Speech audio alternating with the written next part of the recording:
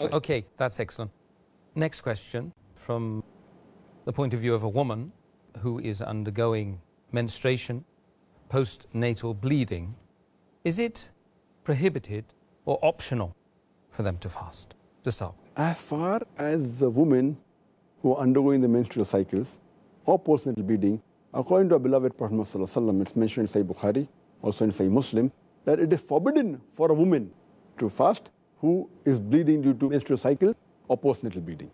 So it is not optional, it is forbidden. And the reason is because when the blood flows out in a lady, in a woman, she loses a lot of blood.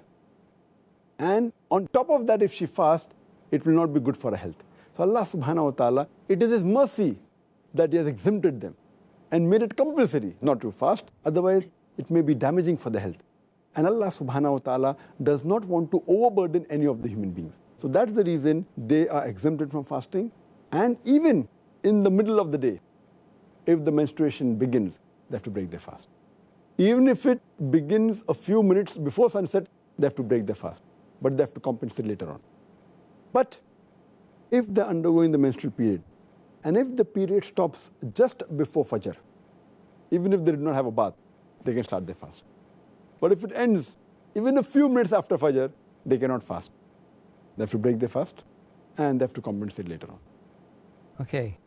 The next query really is regarding a woman who is pregnant or is nursing, breastfeeding, nursing, rearing the children. Why are they exempted? According to the verse of the Quran in Surah Baqarah, chapter number 2, verse number 185, that if a person is ill and traveling, he can make up his prescribed periods of day of fasting later on. So most of the fuqahas, most of the scholars, they say that these women who are pregnant and breastfeeding, they come under the category of those who are ill. So therefore, if they want, they can abstain from fasting. But there are clear-cut Sahih hadith in which the Prophet has exempted these women from fasting. Mentioned in Sunan ibn Majah, hadith number 1667, that our beloved Prophet says, the obligation for a person to fast and part of the prayer has been lifted from a traveler. And the obligation for fasting has been lifted from a lady who's pregnant and who's breastfeeding. Our beloved Prophet Muhammad also said, it's mentioned in Sunan Nisa'i, in the book of fasting, hadith number 2274, that Allah subhanahu wa ta'ala has relieved the traveler from fasting and half his prayer, and Allah subhanahu wa ta'ala has relieved the pregnant woman and the woman who's breastfeeding from fasting. So based on these two hadith also, it's clear-cut that the pregnant woman and the women who are breastfeeding, they have been exempted. And the logical reason that one can think is because when a lady, she's pregnant or she's breastfeeding, the food she eats is not only for herself, it's for herself as well as the baby she's carrying.